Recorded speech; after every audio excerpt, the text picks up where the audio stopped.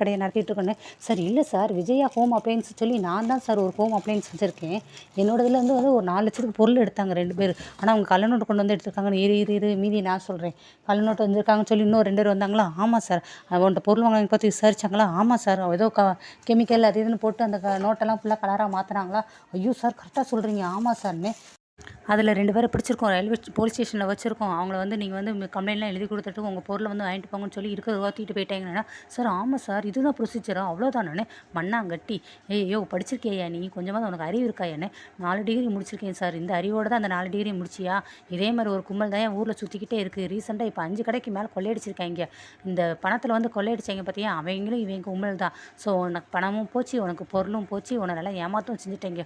ஐயோ அப்போ என் பொருள் அவ்வளோதான், வேறு என்ன பண்ண முடியும் அப்படின்னு சொல்லி போலீஸ் சொல்கிறாங்க. சரி இவ்வளோ பொருள் கொடுத்துருக்கே, அதுக்கு ஆதார் கார்டு வாங்கி தானே கொடுத்துருப்ப, பில் எடு பார்ப்போம் அப்படிங்கிறாங்க.